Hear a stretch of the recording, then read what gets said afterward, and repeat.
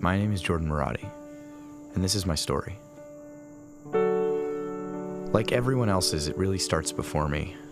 My parents were both evangelical, charismatic Protestant pastors in one way or another.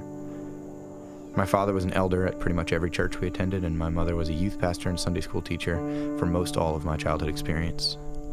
I was the baby that got passed around in youth group, and I attended youth retreats when I was way too young to be allowed to. During one of these retreats, a band was playing really powerful worship music, and I accepted Jesus as my Savior. I was 7 years old, and even then I remember having a really emotional experience. I needed tissues, I was at the altar, I was on my knees crying, "Jesus, please be in my heart," because that's where he's supposed to be, since everyone around me has him in their hearts too, right? In some crazy fashion, I do actually think that God took my heart captive right then and there. Though, as you could expect, it's not like it made any sort of difference for my life. When things were hard, I was pretty entitled. I would go to my parents or my brother or my friends or video games. They became my saviors. And I was really bullied in school.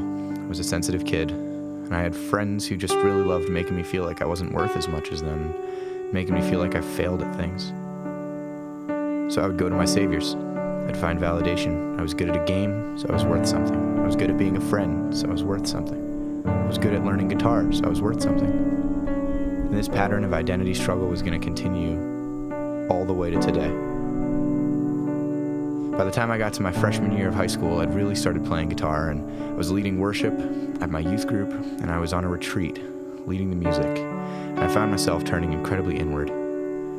I noticed that I hadn't been emotional. I hadn't felt God's presence like I did when I was young in at least 5 years at the time. And I started to question if I was saved anymore.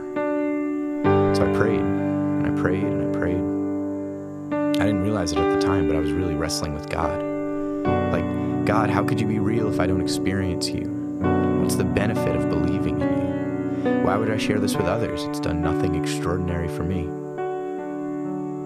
I don't know if it was psychosomatic or if I was dehydrated or what, but instead of giving me an emotional experience like I was asking him to, or answering any of those questions, God gave me an audible voice in response to my prayers, and I just heard him say, "Minister." And that rocked my world. I actually heard God, and he defined for me what I'm going to do, which made it easy. I'm going to go into ministry.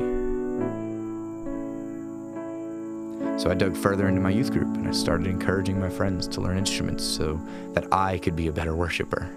I started playing for my Christian school's weekly chapel band, and I filled my plate with church responsibilities.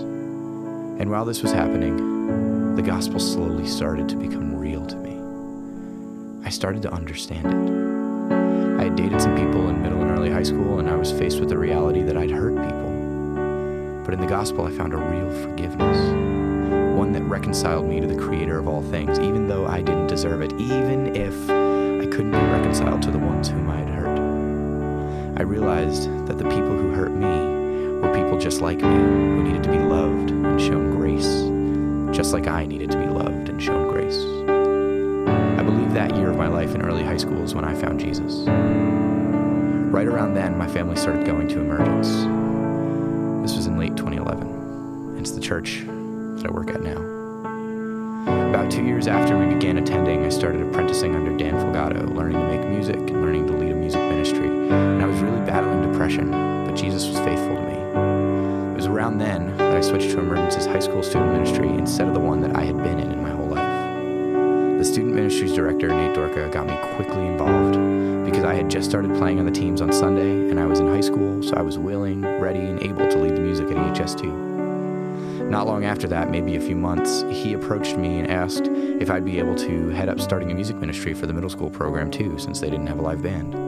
So I gathered up the high schoolers who were playing for EHS, and I started teams to play for middle school, and it was right around then that I got to team up with Mike Tria to co-lead both of those music ministries, and that went on for a while. And I was in ministry. Early. Very early in my life, I was pretty much leading some ministries.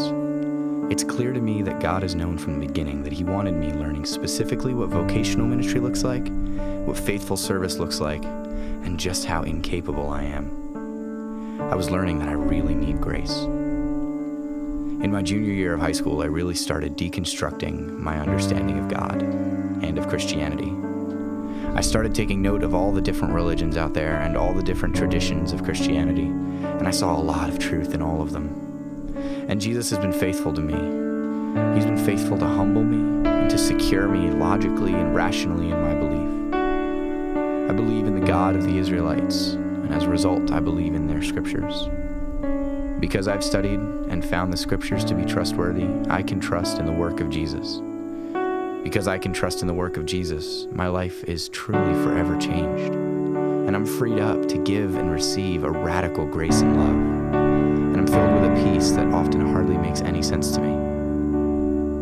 Fast forward to today, and I see this pattern of God physically placing me where He wants me to be, and then humbling me and teaching me something new about His love toward me and toward everyone.